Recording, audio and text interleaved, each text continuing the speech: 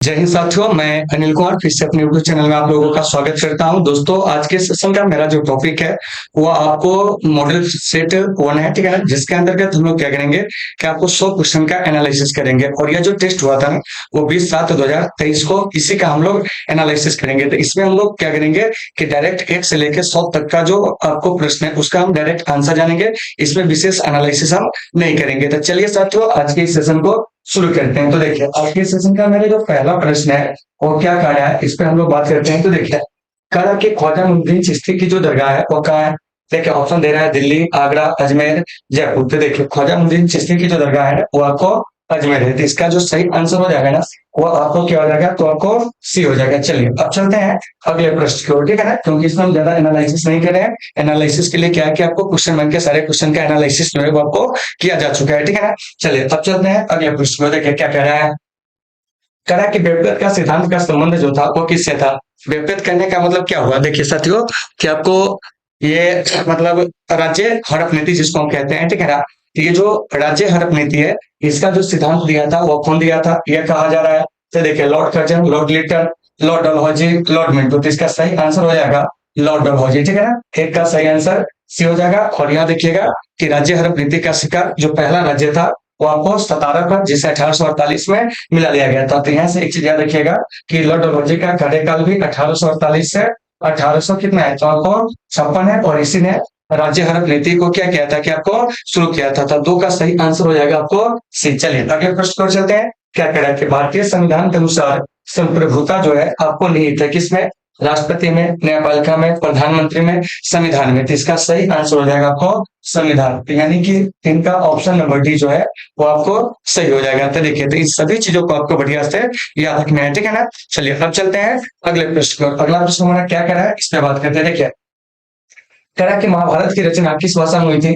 तो साथियों, महाभारत की जो रचना हुई थी ना वो आपको संस्कृत भाषा में, यानी कि ऑप्शन नंबर सी जो है इसका सही है। और महाभारत जो है दुनिया का सबसे बड़ा महाकाव्य है, इस चीज को आपको बढ़िया से याद रखना है। तो 4 का सही आंसर सी हो जाएगा। चलिए 5 नंबर प्रश्न पर चलते हैं।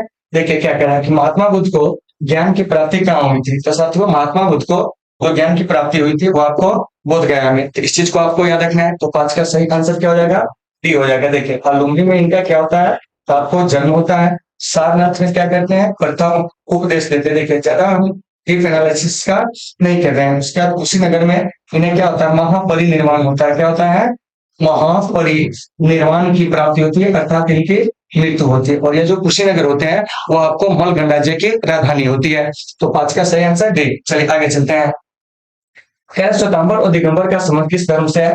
तो देखिए कह रहा है हिंदू, शैव, बौद्ध, जैन। तो श्वेतांबर और दिगंबर का जो संबंध है ना तो आपको जैन धर्म से। तो ऑप्शन नंबर डी इसका सही हो जाएगा। अब देखिए, अब यहाँ से एक बात आती है, क्या कहते हैं कि आपको इसमें पूछ दिया जाएगा हीनयान और महायान का।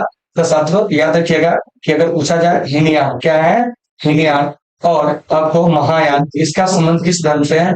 तो साथियों इसका जो संबंध है वो आपको बौद्ध धर्म से। तो इस चीज को आपको बढ़िया से देख लेना चाहिए। अब चलते हैं अगले प्रश्न पर। क्या कह रहा है, कह रहा है कि अशोक किस वंश का शासक था। तो साथियों अशोक जो था वो आपको मौर्य वंश का शासक था। और यह मौर्य वंश का तीसरा शासक था। किस क्रम का शासक था, तीसरा क्रम का। तो इसका सही आंसर जो हो जाएगा वो आपको क्या हो जाएगा, तो आपको डी हो जाएगा। क्या हो जाएगा, डी। अब देखिए, अब नंदवंश।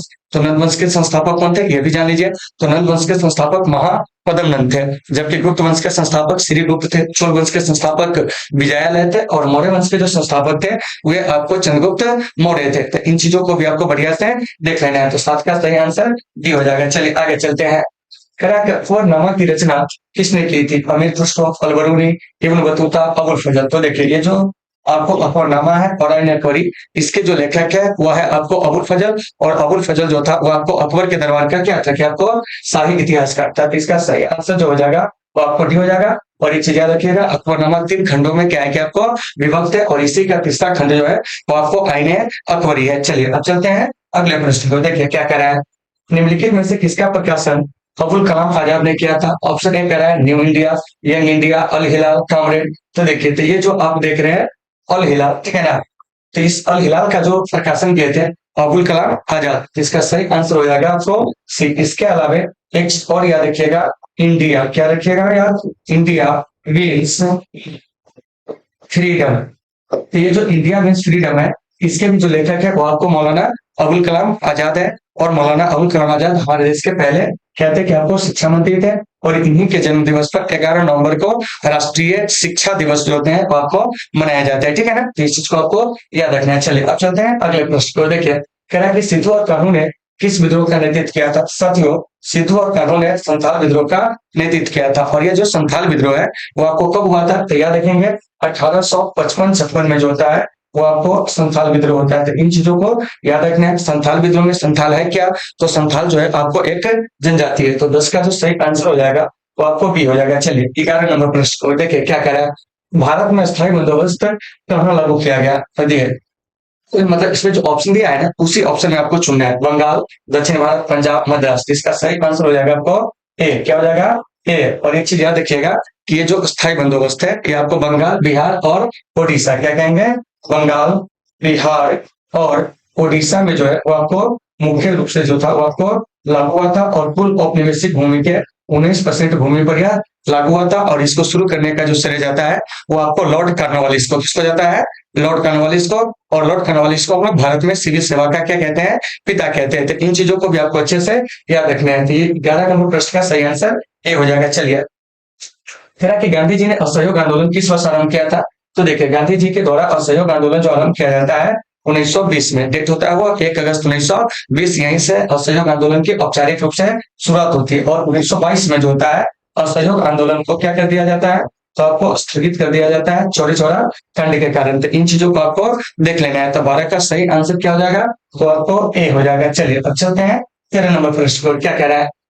जवाहरलाल नेहरू भारत के प्रथम प्रधानमंत्री कब बने? ये प्रश्न आपसे पूछा जा रहा है। तो देखिए, ऑप्शन क्या कह रहा है? 1946, 1948, 1947, 1949। तो जवाहरलाल नेहरू प्रधानमंत्री जो बनते हैं 1947 में। तो ऑप्शन नंबर सी इसका क्या हो जाएगा कि आपको सही हो जाएगा। और 1947 से 1964 तक ये देश के प्रधानमंत्री होते हैं। और प्रधानमंत्री के पद पर अब तक सबसे लंबा कार्यकाल जो है वो आपको पंडित जवाहरलाल नेहरू का है। ठीक है ना, इन्हें हम लोग भारतीय विदेश नीति का क्या कहते हैं? जनक कहते हैं, क्योंकि ये स्वतंत्र भारत के पहले विदेश मंत्री भी थे। यानी कि विदेश विभाग अपने पास जो थे वो आपको रखे हुए थे। तो इन सभी चीजों को आपको अच्छे से याद रखना है। चलिए अब चलते हैं अगले प्रश्न की ओर। देखिए, इसका हम डीप एनालिसिस नहीं दे रहे हैं। डीप एनालिसिस अगर आपको देखना है तो आप हमारे चैनल के प्लेलिस्ट में जाएंगे, जहां पे क्वेश्चन बैंक का सोल्यूशन आपको मिलेगा। उसमें आपको डीप एनालिसिस जो है वो आपको किया गया है। देखिए, अब कह रहा है कि हड़प्पा सभ्यता का सबसे बड़ा नगर कौन था? तो साथियों, हड़प्पा सभ्यता का जो सबसे बड़ा नगर था वो आपको मोहनजोदड़ो था। ठीक है, और ये जो मोहनजोदड़ो है ये पाकिस्तान के सिंध प्रांत से मिला है। इन चीजों को आपको याद रखना है। तो 14 का सही आंसर ये हो जाएगा। कालीबंगा जो है राजस्थान से मिला है, याद रखिएगा। लोथल और रंगपुर ये दोनों जो है आपको गुजरात से मिला है। तो ये सारे चीजों को आपको अच्छे से याद रखना है। और ऐसे भी जान लीजिए कि स्वतंत्रता प्राप्ति के बाद हड़प्पा सभ्यता के जो सर्वाधिक स्थल खोजे गए हैं वो आपको गुजरात से खोजेगा, मतलब भारत में। ठीक है ना, तो ये जो देख रहे हैं 14, इसका सही आंसर ये हो जाएगा। चलिए आगे चलते हैं। धम्म महामात्रों को किसने नियुक्त किया था? साथियों, धम्म महामात्रों को अशोक ने नियुक्त किया था धर्म के प्रचार प्रसार के लिए। किस धर्म के? तो बौद्ध धर्म के प्रचार प्रसार के लिए। ठीक है ना, तो 15 का सही आंसर सी हो जाएगा। और अशोक जो था कलिंग युद्ध के बाद क्या किया था कि आपको बौद्ध धर्म को अपना लिया था। तो इन सभी चीजों को आपको अच्छे से याद रखना है। तो यहाँ से प्रश्न है कि कलिंग युद्ध कब हुआ था? तो साथियों, कलिंग युद्ध जो हुआ था 261 ईसा पूर्व में। किसके बीच हुआ था? तो अशोक और खारवेल के बीच में। तो अशोक जो था वो आपको मौर्य वंश का राजा था, जबकि खारवेल जो था वो आपको चेदी वंश का राजा था। तो इन चीजों को आपको ध्यान से देख लेना। चले अगले प्रश्न की ओर देखिए क्या कह रहा है। 16 नंबर प्रश्न कह रहा है कि हिनयान और महायान संप्रदाय किस धर्म से संबंधित है? साथियों, हिनयान और महायान जो है वो आपको बौद्ध धर्म से संबंधित है। और बौद्ध धर्म जो होता है वो आपको हिनयान और महायान में जो बढ़ जाता है वो आपको कब जानते हैं?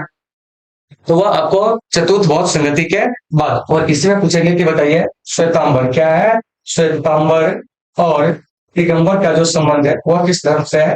तो श्वेतांबर और दिगंबर का जो संबंध है साथियों वो आपको जैन धर्म से। तो इन चीजों को अच्छे से याद रखना है। और प्रथम जैन संगति के बाद जो होता है ये जो जैन धर्म होता है श्वेतांबर और दिगंबर में बट जाता है। तो इस 16 नंबर प्रश्न का सही आंसर जो हो जाएगा तो आपको सी हो जाएगा। चले नेक्स्ट क्या कह रहा है। अकबर निम्नलिखित में से किस पर अधिकार नहीं कर सका?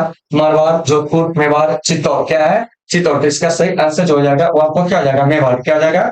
मेवाड़। तो ऑप्शन नंबर सी जो है इसका सही हो जाएगा। ठीक है ना, तो अकबर के द्वारा बहुत सारे विजित प्रदेश किए गए थे, जिसमें से आपको मेवाड़ जो था वो आपको शामिल नहीं था। और अकबर का क्या था कि मेवाड़ के शासक महाराणा प्रताप से जो था वो आपको हमेशा संघर्ष जो था वो आपको होता रहा। और इसी में से एक बहुत बड़ा संघर्ष जो हुआ था वो आपको हल्दी घाटी के युद्ध में हुआ था। और यह हल्दी घाटी का युद्ध होता है कब? फिर से भी याद रखिएगा डेट के साथ, 18 जून 1576 को हल्दी घाटी का क्या होता है कि आपको युद्ध होता है, ठीक है ना। और इस युद्ध में जो होता है मुगलों की क्या होती है कि आपको जीत होती है, लेकिन महाराणा प्रताप जो होता है मुगलों की अधीनता को स्वीकार नहीं करते हैं। और हल्दी घाटी का जो युद्ध भूमि है वो आपको है कहाँ, तो साथियों हल्दी घाटी का जो युद्ध भूमि है वो आपको राजस्थान में है। तो इन चीजों को आपको बढ़िया से देख लेना है। चलिए आगे चलते हैं, क्या कह रहा है इसका पहले आंसर जान लीजिए, क्या हो जाएगा, सी हो जाएगा। चलिए नेक्स्ट क्या कह रहा है, स्वतंत्र भारत के पहले गवर्नर जनरल कौन थे। तो साथियों स्वतंत्र भारत के जो पहले गवर्नर जनरल थे वो आपको कौन थे, तो लॉर्ड माउंटबेटन। क्या है, लॉर्ड माउंटबेटन। तो ऑप्शन नंबर सी सही हो जाएगा। और इसमें पूछेंगे भारत के पहले गवर्नर जनरल, तो आपको लॉर्ड विलियम बेंटिक। स्वतंत्र भारत के प्रथम व अंतिम भारतीय गवर्नर जनरल कहेंगे तो वो आपको चक्रवर्ती राजगोपालाचारी। तो इन चीजों को आपको बढ़िया से देख लेना है। तो 18 का सही आंसर सी हो जाएगा। चलिए नेक्स्ट क्या कह रहा है, कह कि पानीपत का प्रथम युद्ध किस वर्ष हुआ था। तो साथियों पानीपत का जो प्रथम युद्ध हुआ था वो आपको 1526 में। तो इन चीजों को आपको याद रखना है। फिर यहाँ से प्रश्न आएगा कि पानीपत का द्वितीय युद्ध कब हुआ था। तो पानीपत का जो द्वितीय युद्ध हुआ था वो आपको 1556 में। पानीपत का तृतीय युद्ध कब हुआ था, 1761 में। तो इससे आपको अच्छे से देख लेना है। 19 का सही आंसर जो हो जाएगा वो आपको सी हो जाएगा। चलिए आगे चलते हैं, क्या कह रहा है, कह रहा है कि भारत का अंतिम मुगल शासक कौन था। तो देखिए भारत का जो अंतिम मुगल शासक था वो आपको बहादुर शाह जफर था, यानी कि ऑप्शन नंबर डी जो है इसका सही हो जाएगा। तो फिर यहाँ से एक बात आती है क्या, कि जो शाहजहां है इसके काल को क्या कहा जाता है। तो शाहजहां के काल में मुगल स्थापत्य कला का सबसे ज्यादा विकास हुआ था, इसे आपको याद रखना है। मोहम्मद शाह को रंगीला बादशाह के नाम से जानते हैं।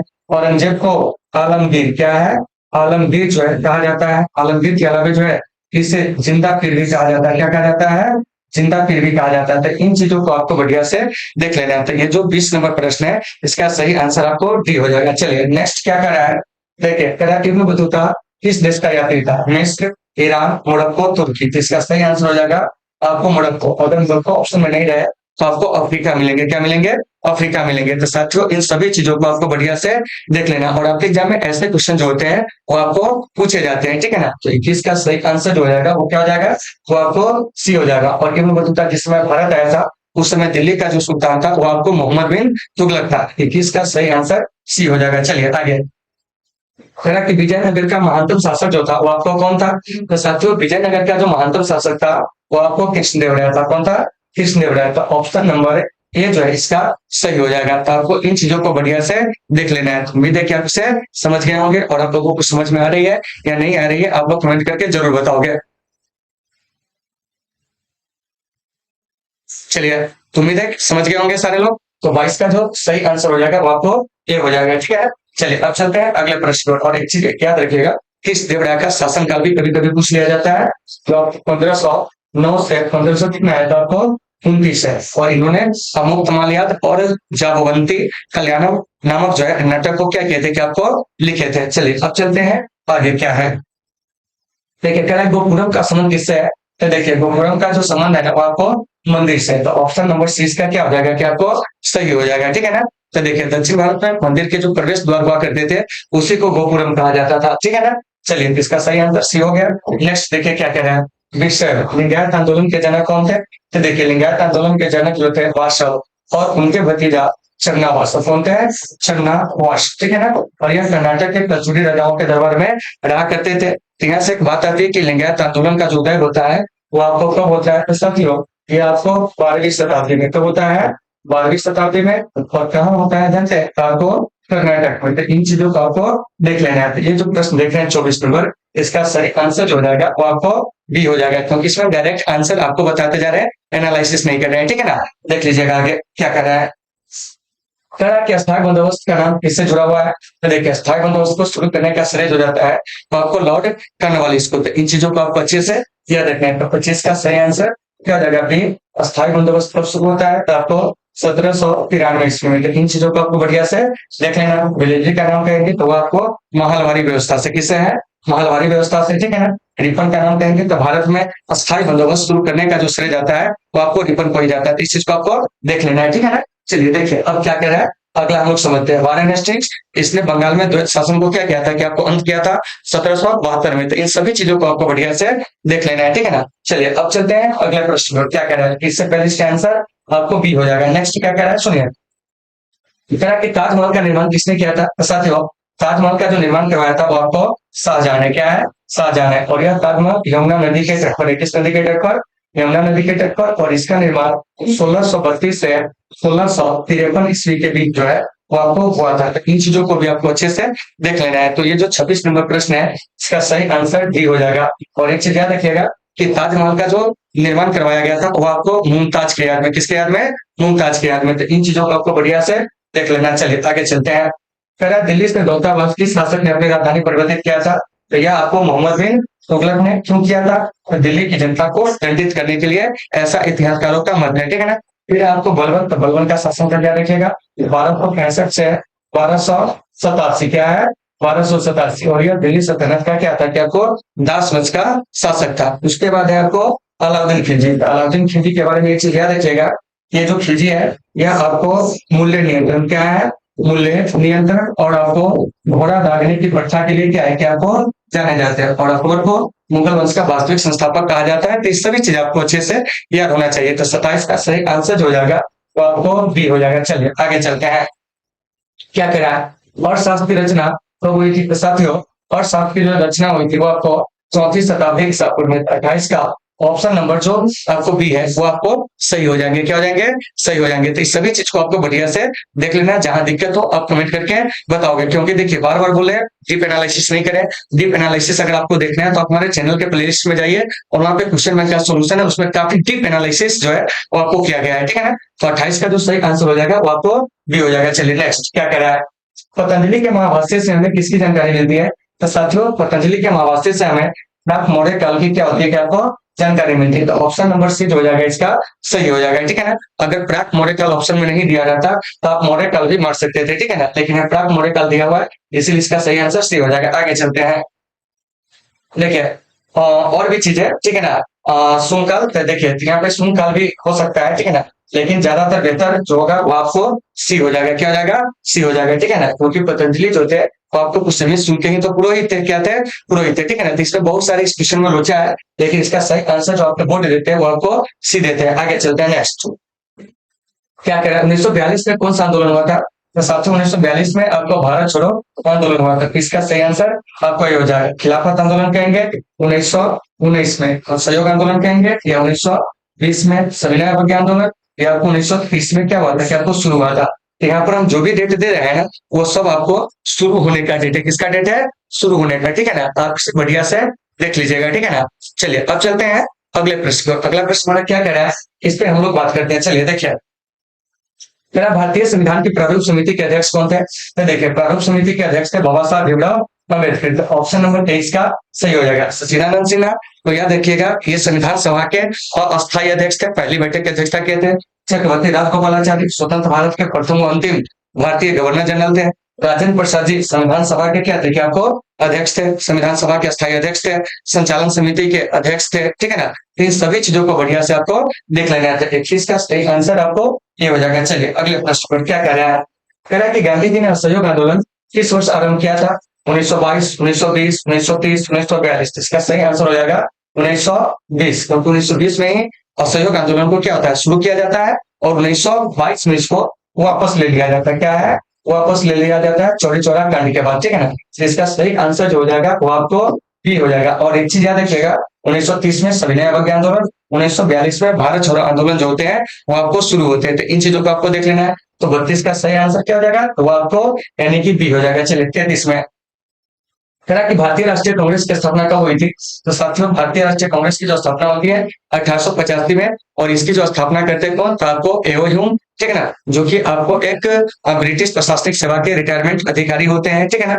उसके बाद 1906 में एक ऑप्शन दिया है, तो मुस्लिम लीग की क्या होती है, क्या आपको स्थापना होती है। इन चीजों को आपको याद रखना है। उसके बाद है आपको आर्य समाज की स्थापना, जो कि आपको 1875 में होती है। किस समाज के? आर्य समाज की स्थापना 1875 में। मुस्लिम लीग कहेंगे तो वो क्या हो जाएगा जानते हैं, 1906 में। और उसके बाद है 1980 में, तो ये आपको भारतीय जनता पार्टी, जिसको हम लोग बीजेपी के नाम से भी शॉर्ट नेम से जानते हैं, इसकी क्या होती है, क्या आपको स्थापना होती है। तो इन सभी चीजों को आपको देख लेना है। तो 33 का सही आंसर जो हो जाएगा वो आपको सी हो जाएगा। नेक्स्ट क्या कह रहा है सुनिए, कह रहा कि भारतीय संविधान के निर्माण में कितने समय लगा था? तो साथियों भारतीय संविधान के निर्माण में 2 वर्ष 11 माह आपको कितना दिन थे, तो आपको 18 दिन लगा था। तो इन चीजों को आपको बढ़िया से देख लेना है। 34 का सही आंसर जो हो जाएगा तो आपको फ्री हो जाएगा। चलिए 35 नंबर में चलते हैं। क्या कह रहा है? राकल दास बनर्जी को मोहनजोदड़ो के अवशेष किस वर्ष मिले थे, मतलब कि मोहनजोदड़ो की खोज किस वर्ष की गई थी, वह आपको 1922 में, किसके द्वारा, तो राकल दास बनर्जी के द्वारा। 1921 में आपको हड़प्पा की खोज होती है, किसकी खोज होती है, हड़प्पा की खोज होती है। तो इन चीजों को आपको बेहतर तरीके से समझना है। तो 35 का सही आंसर जो हो जाएगा वो आपको क्या हो जाएगा, वो आपको यानी कि सी हो जाएगा, क्या हो जाएगा, बी, ठीक है ना। इसको आपको बढ़िया से देख लेना है। चलिए आगे चलते हैं। कह रहा है कुतुब मीनार का निर्माण किसने शुरू किया था, तो देखिए कुतुब मीनार का निर्माण जो शुरू किया था कुतुबुद्दीन ऐबक, यानी कि ऑप्शन नंबर 20 का सही है। जबकि इसका निर्माण कार्य जो पूर्ण करवाया था, ठीक है ना, वो आपको इल्तुतमिश, देखिए पूर्ण कार्य जो करवाया था ना, तो इल्तुतमिश जो कि कुतुबुद्दीन ऐबक का दामाद था। और जबकि कुतुब मीनार की जो नींव डाला था वो आपको कुतुबुद्दीन ऐबक ने। तो इन चीजों को आपको अच्छे से देख लेना है। और रजिया सुल्तान, ठीक है ना, यह भारत की प्रथम महिला सुल्तान है जो दिल्ली की गद्दी पर बैठी हुई थी, ठीक है ना। 1236 से 1240 तक यह शासन भी की थी। तो इस चीज को आपको अच्छे से याद रखना है कि 1236 से 1240 जो है इसका क्या है, आपको शासन काल है, ठीक है ना, किसका, रजिया सुल्तान का। अलाउद्दीन खिलजी, जलालुद्दीन खिलजी, ये आपको 1290 से 1296 तक शासन किया था और ये खिलजी वंश के संस्थापक थे। कुतुबुद्दीन ऐबक की बात आएगी तो यह कुतुबुद्दीन ऐबक जो है 1206 से 1210 ईस्वी तक क्या किया था, क्या आपको शासन किया था। और इल्तुतमिश जो है वह आपको 1211 से 1236 तक क्या किया था, क्या आपको शासन किया था। तो इससे भी आपको अच्छे से याद रखना है कि 1211 क्या है, 1211 से 1236 तक इसका शासन था, किसका, इल्तुतमिश का। तो इसका सही आंसर क्या हो जाएगा, बी हो जाएगा। और बाकी जो चीज बताया जा रहा है उसे भी आपको अच्छे से देख लेना है, और जहां दिक्कत हो आप कमेंट करके बताओगे। चलिए नेक्स्ट देखिए क्या कह रहा है। कह रहा है कि उत्तर भारत में भक्ति आंदोलन का आरंभ किस संत ने किया था, तो साथियों उत्तर भारत में भक्ति आंदोलन का जो आरंभ किया था वो आपको रामानंद, ऑप्शन नंबर ए सही हो जाएगा। और रामानंद जो है इनका जन्म 1299 ईस्वी में होता है, ठीक है ना। इन चीजों का आपको याद रखिएगा। और ये सबसे पहले भक्ति के प्रचार प्रसार के लिए हिंदी भाषा का क्या करते हैं, कि आपको प्रयोग करते थे। इन चीजों को आपको जान लेना है। चैतन्य महाप्रभु, इनका संबंध जो है वो आपको बंगाल से, कहां से, बंगाल से। कवि जो है इनका जन्म जो होता है वो आपको वाराणसी के निकट तारा में, ठीक है। उसके बाद है गुरु नानक जो कि सिख धर्म के क्या होते हैं, संस्थापक होते हैं। तो इन सभी चीजों को आपको बढ़िया से देख लेना है, ठीक है ना। तो ऑप्शन नंबर ए जो है इसका सही है। आगे चलिए क्या कह रहा है। कैप्टन हॉकिंस किस मुगल शासक के दरबार में आया था, साथियों हॉकिंस जो है जहांगीर के दरबार में आया था, 1608 में आया था। और 1611 ईस्वी तक ये क्या हुआ था कि आपको रहा था। और यह आपको व्यापारिक अनुमति प्राप्त करने के लिए क्या हुआ था कि आपको आया था हेक्टर नामक जहाज से, ठीक है ना। कब, तो आपको 1608 में किसके दरबार में, तो आपको जहांगीर के दरबार में। चलिए इसका सही आंसर बी हो जाएगा। चलिए 39 नंबर प्रश्न क्या कह रहा है। दीन इलाही किससे संबंधित है, तो साथियों दीन इलाही जो है वो आपको अकबर से संबंधित है। और दीन इलाही अकबर के द्वारा 1581 में शुरू किया जाता है। अगर 1581 ऑप्शन में नहीं रहे तो आप मारोगे 1582, यानी आप याद रखना कि 1581-82 में दीन इलाही धर्म को क्या किया जाता है, कि आपको शुरू किया जाता है। तो 39 का सही आंसर जो हो जाएगा तो आपको डी हो जाएगा। बाबर मुगल वंश के संस्थापक थे, याद रखिएगा, ठीक है ना। और बाबर का है उत्तराधिकारी था हुमायूं, जिसने तीन पनाह जो किला है उसका निर्माण करवाया था 1533 में। उसके बाद जहांगीर के समय को मुगल चित्रकला का सोनकाल कहते हैं। तो ये सभी चीज आपको याद रखना है। तो 39 का सही आंसर डी हो जाएगा। चलिए आगे करा है। स्थापत्य कला का सबसे अधिक विकास किसके समय में हुआ था, तो ये आपको शाहजहां के समय में। तो ऑप्शन नंबर 20 का सही है।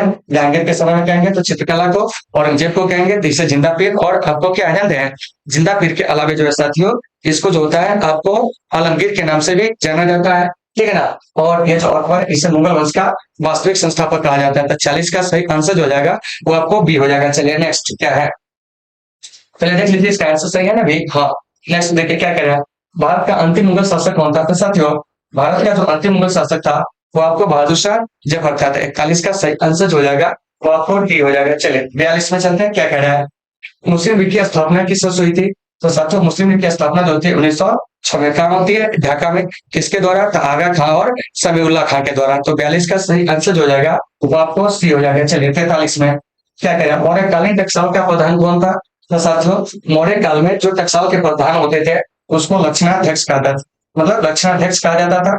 ऑप्शन नंबर डी जो है इसका सही है। अब टकसाल कहते हैं किसको, तो देखिए तो जिस जगह पे सिक्कों की ढलाई होती है ना उसी जगह को क्या कहते हैं जानते हैं, तो आपको टकसाल कहते हैं। क्या कहते हैं, टकसाल कहते हैं। तो इस बात को आपको अच्छे से याद रखना है। तो 43 का सही आंसर डी हो जाएगा। चलिए अगला कह रहा कि सिंधु घाटी सभ्यता में विशाल स्नानागार के अवशेष कहाँ से प्राप्त हुए, तो साथियों यह आपको मोहनजोदड़ो से, कहां से, मोहनजोदड़ो से। तो ऑप्शन नंबर सी इसका क्या है, सही हो जाएगा। देखिए विशाल स्नानागार, विशाल अन्नागार, ये सब अगर पूछेगा तो आपको मोहनजोदड़ो से, मोहनजोदड़ो जो है आपको सिंह से मिले हैं, जिसे आपको अच्छे से याद रखना है, ठीक है ना। तो ऐसे बहुत सारे क्वेश्चन जो है आपके एग्जाम में जो है पूछे जा सकते हैं, ठीक है ना। उसके बाद है लोथल, ये आपको गुजरात से, ठीक है ना। कलिबंगा राजस्थान, ठीक है ना। और ये जो हड़प्पा है ये भी आपको पाकिस्तान से ही मिले हैं। और हड़प्पा जो सिंधु घाटी सभ्यता का पहला खोजा गया क्या है, क्या आपको नगर है। तो इन चीजों को अच्छे से याद रखिएगा। तो 44 का सही आंसर सी हो जाएगा। चलिए अब चलते हैं 45 नंबर प्रश्न, क्या कह रहा है। विजयनगर साम्राज्य की स्थापना कौन किया था। तो साथियों विजयनगर साम्राज्य की स्थापना हरिहर और गुप्ता नामक दो भाइयों ने किया था, यानी कि ऑप्शन नंबर सी इसका सही हो जाएगा, ठीक है ना। तो हरिहर और गुप्ता ने अपने पिता संगम के नाम पर क्या किया था कि संगम वंश की स्थापना किया था। और यह विजयनगर साम्राज्य के अंतर्गत शासन करने वाला पहला वंश था। तो देखिए इसमें हम बार बार बोल रहे हैं, डीप एनालिसिस नहीं कर रहे हैं, केवल आपको क्वेश्चन का आंसर बता रहे हैं, ठीक है ना। तो 45 का सही आंसर क्या हो जाएगा, सी हो जाएगा, ठीक है ना। चलिए आगे चलते हैं। प्रयाग प्रशस्ति की रचना कौन किया था, तो वो आपको हरिसेन ने। कौन किया था, हरिसेन। और यह समुद्रगुप्त का क्या था कि आपको दरबारी कवि था। उसके बाद है बाणभट्ट, बाणभट्ट जो है हर्षवर्धन का दरबारी कवि था। कालिदास चंद्रगुप्त द्वितीय के दरबार में रहा करते थे। उसके बाद है आपको कौटिल्य, जो कि आपको चंद्रगुप्त मौर्य के गुरु और प्रधानमंत्री थे, जिनके सहयोग से मौर्य वंश की क्या होती थी, आपको स्थापना होती थी। 46 का सही आंसर जो हो जाएगा वह आपको क्या हो जाएगा, तो वह आपको यानी कि पी हो जाएगा। तो इसको आपको अच्छे से देख लेना। चलिए आगे। खड़ा के महावीर ने पार्श्वनाथ के सिद्धांतों में नया सिद्धांत क्या जोड़ा था। तो देखिए तो महावीर स्वामी ने पार्श्वनाथ के सिद्धांत में नया सिद्धांत ब्रह्मचर्य जोड़ा था। तो ऑप्शन नंबर सी इसका सही है। तो देखिए तो महावीर स्वामी के पंच सिद्धांत क्या है, तो सत्य, अहिंसा, अस्तेय, अपरिग्रह और ब्रह्मचर्य। क्या है, ब्रह्मचर्य, यानी कि यही 5 महाव्रत है जो महावीर स्वामी के द्वारा दिया गया था। तो इसका सही आंसर आपको सी हो जाएगा। चलिए अब चलते हैं अगले प्रश्न। महाभारत की रचना कौन किया था। तो साथियों महाभारत की रचना जो है 28वें वेद व्यास किए थे, जिसका नाम है महर्षि कृष्ण द्वैपायन वेद व्यास। तो 48 का सही आंसर जो हो जाएगा आपको डी। और एक चीज याद रखिएगा, महाभारत की रचना जो है वो आपको संस्कृत भाषा में, किस भाषा में, संस्कृत भाषा में। और यह दुनिया का सबसे बड़ा क्या है कि आपको महाकाव्य, इसे हम लोग सप्त सहस्त्र संहिता के नाम से भी जानते हैं, ठीक है ना। चलिए नेक्स्ट प्रश्न क्या करा है समझते हैं। करा कि बंगाल विभाजन की घोषणा किस वर्ष हुई थी। तो साथियों बंगाल विभाजन की घोषणा होती है आपको 1905 में। और बंगाल विभाजन को जो रद्द कर दिया जाता है वो आपको 1911 में। तो इन चीजों को याद रखिएगा। तो बंगाल विभाजन जिस समय होता है उस समय बंगाल के जो गवर्नर होते हैं, ठीक है ना, बंगाल के नहीं कहेंगे, भारत के जो वायसराय होते हैं लॉर्ड कर्जन। जिस समय बंगाल विभाजन को रद्द किया जाता है उस समय भारत के जो वायसराय होते हैं लॉर्ड हार्डिंग द्वितीय होते हैं। तो ये जो देख रहे हैं आप 49 नंबर प्रश्न, इसका सही आंसर आपको ए हो जाएगा। चलिए नेक्स्ट क्या करा है 50। देखिए कह रहा है कि इंडियन नेशनल आर्मी यानी कि आजाद हिंद फौज का जो गठन है, ठीक है ना, वो आपको कौन किए थे, ये आपसे पूछा जा रहा है। तो देखिए तो इसका सही आंसर जो हो जाएगा वो आपको सुभाष चंद्र बोस। तो इसका सही आंसर भी हो जाएगा। इन चीजों को आपको अच्छे से याद रखना है, ठीक है ना। तो ये आपके एग्जाम में अक्सर क्वेश्चन पूछे जाते हैं। भगत सिंह के बारे में कहेंगे तो इनके शहादत को, डेट को याद रखिएगा। इनकलाब जिंदाबाद का नारा दिए थे, साम्राज्यवाद का नाश हो। सुभाष चंद्र बोस जी, तुम मुझे खून दो मैं तुम्हें आजादी दूंगा, जय हिंद दिल्ली चलो, ठीक है ना। महात्मा गांधी, ठीक है ना, कहते भारत छोड़ो आंदोलन के दौरान क्या जानते हैं, तोड़ो या मोड़ो। तो ये सभी चीज को आपको अच्छे से याद रखना है। तो 50 का सही आंसर आपको क्या हो जाएगा, वो आपको बी हो जाएगा। तो उम्मीद है कि आप इससे समझ गए होंगे। चलिए अब चलते हैं अगले प्रश्न में। क्या कह रहे हैं, हड़प्पा सभ्यता किस युग की सभ्यता है। तो साथियों हड़प्पा सभ्यता जो है वो आपको कांस्य युग की सभ्यता है। तो ऑप्शन नंबर डी इसका सही हो जाएगा। इसे आपको अच्छे से याद रखना है। 51 का सही आंसर डी हो जाएगा। चलिए अब चलते हैं 52 में। पुराणों की संख्या कितनी है। तो साथियों पुराणों की जो संख्या है ना वो आपको 18 है। क्या है, 18 है। तो ऑप्शन नंबर 20 का सही हो जाएगा। यहाँ से एक चीज याद रखिएगा, वेद की संख्या भी पूछ लिया जाएगा। तो वेद जो है इसकी संख्या 4 है, ठीक है ना। वेदांत की संख्या पूछेंगे, वेदांत की जो संख्या है तो आपको 6 है। उसके बाद है आपको उपनिषद। तो उपनिषद की जो संख्या है ना साथियों वो आपको 108 है। तो इन सभी चीजों को आपको बढ़िया से देख लेना है। और ये सारे चीज आपके एग्जाम में पूछे जाते हैं, ठीक है ना। तो 52 का सही आंसर बी। चलिए 53 में क्या कह रहा है, ईस्ट इंडिया कंपनी की स्थापना कब होती है। साथियों ईस्ट इंडिया कंपनी की जो स्थापना होती है 1600 ईस्वी में। कितना ईस्वी में, 1600 ईस्वी में। तो 53 का सही आंसर आपको ए हो जाएगा, ठीक है ना। इसी में पूछेंगे आपको पुर्तगाली ईस्ट इंडिया कंपनी। तो याद रखिएगा पुर्तगाली ईस्ट इंडिया कंपनी की स्थापना 1498 में, ब्रिटिश का 1600 में, ठीक है ना, डच का 1602 में। उसके बाद है आपको डेनिश का, तो डेनिश का 1616 में। उसके बाद है फ्रांसीसी का, ठीक है ना, तो 1664 में। स्वीडिश ईस्ट इंडिया कंपनी की स्थापना कहेंगे यह आपको 1731 में। तो इन सभी चीजों को आपको बढ़िया से देख लेना है। और ये सारे आपके एग्जाम में पूछे जाते हैं। जैसे पुर्तगाली ईस्ट इंडिया कंपनी 1400 कितना कहिएगा तो आपको 98, ठीक है ना। उसके बाद आपको ब्रिटिश ईस्ट इंडिया कंपनी 1600 में, डच 1602 में, डेनिश कहेंगे 1616 में, उसके बाद फ्रांसीसी 1664 में, स्वीडिश कहेंगे 1731 में। तो ये आपके एग्जाम में पूछे जाते हैं, जिससे आपको अच्छे से याद रखना है। चलिए 53 के बाद चलते हैं अगले प्रश्न की ओर। कह रहा है दिल्ली चलो का नारा कौन दिए थे? तो साथियों दिल्ली चलो का नारा, जय हिंद का नारा, ठीक है ना, इसके अलावा तू मुझे खून दो मैं तुम्हें आजादी दूंगा, ये सब नारा जो दिए थे ना, वो आपको सुभाष चंद्र बोस जी ने दिए थे। इसका सही आंसर जो हो जाएगा वो आपको डी हो जाएगा। तो उम्मीद है कि आप इसे समझ गए होंगे। चलिए अब चलते हैं अगले प्रश्न को। देखिए कहा गया है कि काला कानून किसे कहा गया है? तो साथियों काला कानून रॉलेट एक्ट को कहा था कौन? जानते हैं आपको महात्मा गांधी जी। तो 55 का जो सही आंसर हो जाएगा वो आपको ए हो जाएगा। चलिए अब चलते हैं 56 नंबर प्रश्न को। देखिए किस भारतीय शासक को नेपोलियन की संख्या जो है आपको दी गई है? यह आपसे प्रश्न जो है पूछा जा रहा है, ठीक है ना। तो देखिए नेपोलियन की जो संज्ञा है ना वो आपको समुद्रगुप्त को दी गई। किसको दी गई है? समुद्रगुप्त की। तो ऑप्शन नंबर जो है आपका सी जो है इसका क्या है कि आपको सही आंसर हो जाएगा, ठीक है ना। तो इससे आपको बढ़िया से देख लेना है, ठीक है ना। थोड़ा गर्मी ज्यादा है इसलिए पसीना बार बार आ रही है, ठीक है ना, आप पर ध्यान नहीं देंगे। चलिए आइए, तो 56 का सही आंसर सी हो जाएगा। चलिए अब चलते हैं अगले प्रश्न की ओर। कह रहा 16 महाजन पदों में सबसे शक्तिशाली कौन था? तो ये आपको मगध था। और याद रखिएगा कि मगध साम्राज्य के जो संस्थापक थे वो आपको बिंबिसार थे। कौन थे? बिंबिसार थे। यहाँ जो भी देख रहे हैं मगध, कौशल, अवंती, गांधार, ये सब जो है ना वो आपको महाजन पद था। मगध की राजधानी राजगिरी थी, या आपको गिरिवृत, बाद में पाटलिपुत्र भी आया था। कौशल जिसकी राजधानी श्रावस्ती थी, अवंती जिसकी राजधानी आपको उज्जैन थी, गांधार जिसकी राजधानी आपको तक्षशिला थी। तो इस सब चीज को आपको अच्छे से याद रखना है। तो 57 का सही आंसर हो जाएगा आपको ए हो जाएगा। चलिए 58 में कह रहा इब्न बतूता किस देश का निवासी था? तो साथियों इब्न बतूता मोरक्को का था, ठीक है ना। तो ऑप्शन नंबर ए सही हो जाएगा। मोरक्को ऑप्शन में नहीं जाएगा। आप कहोगे अफ्रीका का, कहाँ का? अफ्रीका का। 58 का सही आंसर ये हो जाएगा। चलिए 59 में कह रहा अलबरूनी भारत में किसके साथ आया था? तो साथियों अलबरूनी भारत जो आया था ना वो आपको महमूद गजनवी के साथ आया था। और 1024 से लेके 1030 ईस्वी तक क्या होता है कि भारत में आता। और इस दौरान इसने अपना एक यात्रा वृत्तांत लिखा था जिसका नाम है आपको किताब उल हिंद या किताब उल रहला। तो इन चीजों को आपको अच्छे से याद रखना है। तो 59 का सही आंसर जो हो जाएगा वो आपको ए हो जाएगा। चलिए आगे चलते हैं। कह रहा दिल्ली सल्तनत की प्रथम और अंतिम महिला शासक कौन थी? तो देखिए तो दिल्ली सल्तनत की प्रथम और अंतिम महिला शासक जो थी वो आपको रजिया सुल्तान थी। कौन थी?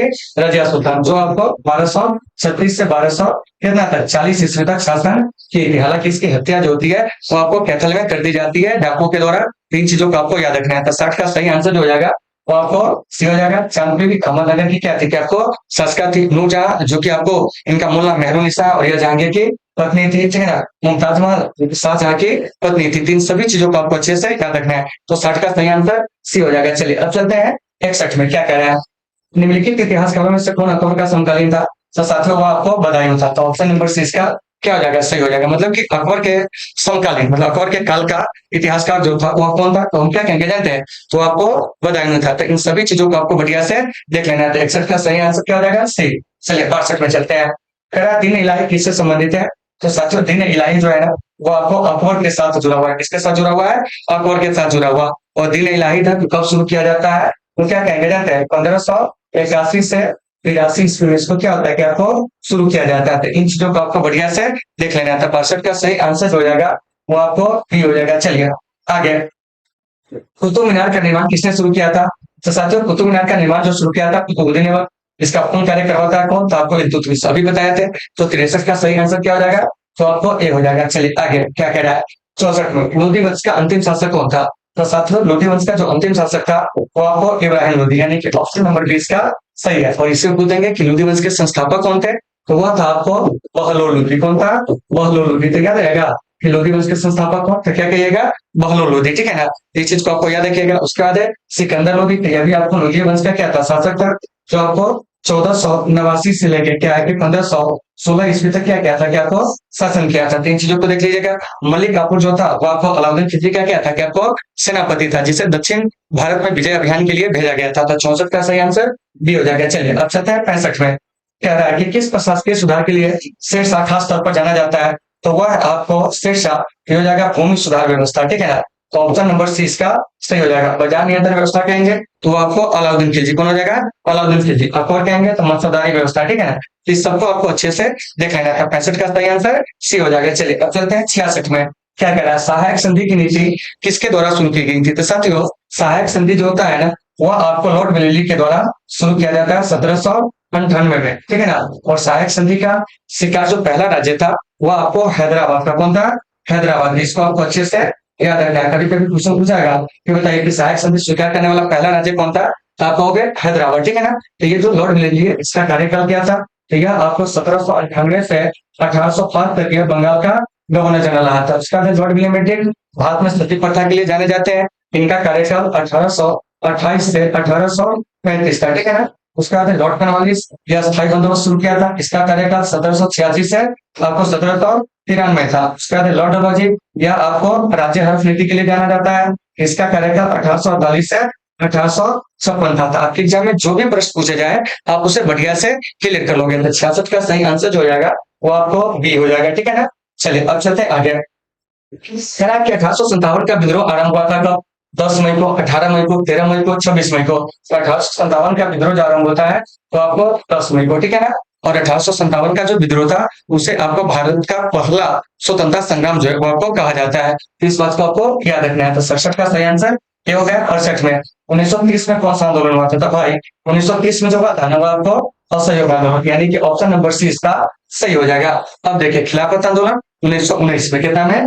1919 में। डेट के साथ याद रखिएगा, ठीक है ना। सविनय अवज्ञा आंदोलन, यह आपको क्या कहते हैं? तो आपको सॉरी, यहाँ पे इसका आंसर जो है हम गलत बता दिए, ठीक है ना। थोड़ा सा इसे देख लीजिए बढ़िया से, ठीक है ना। कह रहा है कि 1930 में कौन सा आंदोलन हुआ था? तो साथियों 1930 में जो है ना तो आपको सविनय अवज्ञा आंदोलन हुआ था। तो यानी कि ऑप्शन नंबर 20 का सही हो जाएगा। उसके बाद खिलाफत आंदोलन, तो ये आपको 1919 में। असहयोग आंदोलन ये आपको 1920 में। भारत छोड़ो ये आपको 1942 में। इसको हम सुधार लीजिएगा, थोड़ा सा मिस्टेक हो गया था, ठीक है ना। चलिए तो 68 का सही आंसर जो हो जाएगा तो आपको बी हो जाएगा। चलिए 39 में क्या कह रहा है? भारत किस वर्ष गणतंत्र बना था? तो साथियों भारत 1950 में गणतंत्र बनता है। क्यों? क्योंकि 26 जनवरी 1950 को हमारा संविधान जो होता है वो पूर्ण रूप से आपको क्या होता है? लागू होता है। तो 69 का सही आंसर जो हो जाएगा वो आपको सी हो जाएगा। चलिए नेक्स्ट क्या कर रहा है? त्रिपिटक का संबंध किस धर्म से है? तो त्रिपिटक का जो संबंध है बौद्ध धर्म से। तो देखिए तो ये जो त्रिपिटक है इस तो ये त्रिपिटक बौद्ध धर्म से संबंधित है। कौन कौन से 3 पिटक है? तो सूत पिटक, विनय पिटक और आपको अभिधर्म पिटक। तो 70 का सही आंसर जो हो जाएगा वो आपको सी हो जाएगा। नेक्स्ट देखिए क्या कर रहा है? कनिष्क का राज्यारोहण कब हुआ था? तो ये आपको 78 ईस्वी में। और इसीलिए इसने क्या किया था कि 78 ईस्वी में एक कैलेंडर शुरू किया था जिसका नाम है आपको शक संवत। तो इसका सही आंसर जो हो जाएगा आपको सी। और कनिष्क का जो संबंध है वो आपको कुशाण वंश से, किस वंश से है? कुशाण वंश से। इस बात को आपको अच्छे से याद रखिएगा। ऋषभ मार्ग को सबसे ज्यादा नियंत्रण रखने वाला शासक तो वो आपको कनिष्क था। 71 का सही आंसर हो गया सी। चलिए 72 में क्या कह रहा है? महाभारत का युद्ध कितने दिनों तक चला था? तो साथियों ये जो महाभारत का युद्ध है ना वो आपको कुरुक्षेत्र के मैदान में 18 दिनों तक चला था। तो ऑप्शन नंबर 20 का सही हो जाएगा। नेक्स्ट देखिए क्या कह रहा है? अशोक के किस अभिलेख में कलिंग युद्ध का वर्णन किया गया है? तो देखिए कलिंग युद्ध का जो वर्णन है वो आपको 13वें अभिलेख में। तो ऑप्शन नंबर डी जो है इसका क्या हो जाएगा? सही हो जाएगा। और अशोक और खरवेल के बीच में कलिंग युद्ध लड़ा कब जाता है? तो वो आपको 261 ईसा पूर्व में। तो इन चीजों को आपको बढ़िया से देख लेना है, ठीक है ना। और इसी कलिंग युद्ध के बाद अशोक जो होता है वो आपको बौद्ध धर्म को क्या कर लेता है साथियों? कि आपको अपना लेता है, ठीक है ना। उम्मीद है कि आप इसे समझ गए होंगे। तो 73 का सही आंसर डी हो जाएगा। चलिए अब चलते हैं 74 में। चलो की सबसे प्रशासनिक छोटी प्रशासनिक इकाई कौन थी? तो वह आपको उर्ट थी। क्या थी? उर्ट। 74 का सही आंसर आपको ये हो जाएगा। चलिए आगे क्या कह रहा है? कांस्य सभ्यता का सबसे बड़ा नगर कौन था? यानी कि सिंधु घाटी सभ्यता का सबसे बड़ा नगर तो साथियों वो आपको मोहनजोदड़ो था। कौन था? मोहनजोदड़ो। तो ऑप्शन नंबर ए आपको सही हो जाएगा। मोहनजोदड़ो सिंध से मिला है। लोथल क्या है? गुजरात से। कालीबंगा राजस्थान से। रंगपुर गुजरात से। तो इन सभी चीजों को आपको बढ़िया से देख लेना है। और लोथल जो है सिंधु घाटी सभ्यता का बंदरगाह नगर था। तो ये जो देख रहे हैं 75 इसका सही आंसर जो हो जाएगा वो आपको ये हो जाएगा। चलिए 76 में क्या कह रहा है? प्रसिद्ध ग्रंथ इंडिका की रचना किसने की थी? तो देखिए इंडिका की रचना जो किए थे वो आपको कौटिल्य। और कौटिल्य जो थे ये आपको चंद्रगुप्त मौर्य के क्या थे? गुरु थे और प्रधानमंत्री थे। तो इन चीजों को याद रखिएगा। तो 76 का सही आंसर जो हो जाएगा वो आपको ये हो जाएगा। मेगास्नीज तो याद रखेंगे कि मेगास्नीज जो था वो आपको यानी कि एक राजदूत था। सेल्यूकस निकेटर का राजदूत जो आपको चंद्रगुप्त मौर्य के दरबार में कब तक रहा था? 305 बीसी से लेकर 298 बीसी तक, ठीक है ना। उसके बाद हिंसान यह चीन का बौद्ध यात्री था जो हर्षवर्धन के दरबार में आया था। अलबरूनी जो कि आपको मोहम्मद गजनवी के साथ जो होता है भारत आता है और इसका यात्रा वृत्तांत जो होता है तहकीक है हिंद होता है। जबकि मेगास्नीज का यात्रा वृत्तांत कहेंगे तो ये आपको इंडिका। तो देखिए ये जो आप देख रहे हैं इंडिका, ठीक है ना। तो इस इंडिका की जो रचना किए थे वो आपको कौन जानते हैं? तो आपको ये मेगास्नीज। तो यहाँ पे देखिए इसका सही आंसर जो हो जाएगा वो आपको क्या हो जाएगा जानते हैं, बी हो जाएगा। तो इसको आप सुधार लीजिए, ठीक है ना। और इसी में पूछेंगे अर्थशास्त्र की रचना, तो साथियों अर्थशास्त्र की जो रचना किए थे ना, वो आपको कौन जानते हैं, तो आपको कौटिल्य। तो देखिए, तो मेगास्थनीज के क्या कहेंगे आपको, इंडिका क्या है, इंडिका। और कौटिल्य के अर्थशास्त्र, इससे हमें किसकी जानकारी मिलती है, तो इससे हमें मौर्यकालीन इतिहास के बारे में जानकारी मिलती है। तो शुरू में इसमें थोड़ा सा मिस्टेक हुआ था, आप उसे देख लीजिएगा। तो 76 का सही आंसर जो हो जाएगा वो आपको बी हो जाएगा। क्या हो जाएगा, बी। चलिए अब चलते हैं अगले प्रश्न को। क्या कह रहा है, प्रयाग प्रशस्ति की रचना कौन किए थे, तो ये आपको हरिश्चंद्र, अभी जस्ट थोड़ा देर पहले आपको बताया था, क्वेश्चन रिपीट है, ठीक है ना। तो आप इसे देख लीजिएगा। और पतंजलि जो थे महाभाष्य लिखे थे। बाणभट्ट जो है इसके बारे में याद रखिएगा, यह कादम्बरी नामक ग्रंथ को क्या कहते हैं कि लिखे थे। कालिदास जो है इन्हें भारत का शेक्सपियर कहा जाता है, ठीक है ना। इन्होंने आपको मालविका अग्निमित्र जैसे नाटक को क्या कहते लिखे थे। तो 77 का सही आंसर आपको बी हो जाएगा। 78 में कह रहा है कि गुप्तों के काल में कौन चीनी यात्री भारत आया था। तो साथियों गुप्तों के काल में जो चीनी यात्री भारत आया था वो था आपको फायान, जो आपको 399 से लेके 414 ईस्वी तक, कितना था, 399 से लेके 414 ईस्वी तक भारत में रहा हुआ था, ठीक है ना। और ये जो फायान है यह चंद्रगुप्त द्वितीय के दरबार में आया था। तो 78 का सही आंसर जो हो जाएगा वो आपको सी हो जाएगा। चलिए 69 में क्या करा, भारतीय इतिहास का कौन सा काल स्वर्ण काल के नाम से जाना जाता है। तो साथियों ये हो जाएगा आपको गुप्त काल, क्योंकि इस काल में साहित्य, ठीक है ना, कला, विज्ञान, धातु सब के क्षेत्र में क्या होता है, आशातीत प्रगति हुई थी। इसलिए भारतीय इतिहास का स्वर्ण काल जो है वो आपको गुप्त काल को कहा जाता है। तो 79 का सही आंसर जो हो जाएगा सी हो जाएगा। 80 में कह रहा कि रात तरंगी के लेखक कौन थे। तो साथियों रात तरंगी के जो लेखक थे वो आपको गगन थे। और इस रात तरंगी से हमें कश्मीर के इतिहास के बारे में जानकारी मिलती है। तो 80 का सही आंसर हो जाएगा वो आपको ये हो जाएगा। पतंजलि महाभाष्य, विशाखा दत्त कहेंगे तो आपको मुद्रा राक्षस, ठीक है ना। बाणभट्ट कहेंगे तो ये आपको कादम्बरी नामक ग्रंथ को क्या कहते लिखे थे। तो 80 का सही आंसर डी। 81 में चलते हैं। देखिए कह रहा संथाल विद्रोह का नेतृत्व कौन किया था। तो सेतु एवं कानून है। और संथाल विद्रोह कब हुआ था, तो याद रखिएगा 1855, ठीक है ना, 56 में। इसका सही आंसर जो हो जाएगा वो आपको डी हो जाएगा। 81 का, किसका, 81 का। चलिए अब हम चलते हैं 82 नंबर प्रश्न में। क्या कर रहा है इस पे बात करते हैं। देखिए कह रहा 1920 में कौन सा आंदोलन हुआ था। तो साथियों 1920 में जो आंदोलन होता है ना वो आपको असहयोग आंदोलन कौन होता है, असहयोग आंदोलन। तो ऑप्शन नंबर 6 सही हो जाएगा। खिलाफत आंदोलन 1919 में, भारत छोड़ो आंदोलन 1942 में, सविनय अवज्ञा आंदोलन 1930 में। इसको आपको बढ़िया से देख लेना है। तो 82 का सही आंसर समझ गए होंगे कौन होगा, तो ऑप्शन नंबर सी। चलिए 83 में क्या कह रहा है, डांडी किस राज्य में। साथियों डांडी जो है ना वो आपको गुजरात में, क्या है, गुजरात में। तो ऑप्शन नंबर डी इसका क्या हो जाएगा, आपको सही हो जाएगा, ठीक है ना। चलिए अब यहाँ से आगे चलते अगले प्रश्न को। तेरा पुनः समझौता किस वर्ष हुआ था।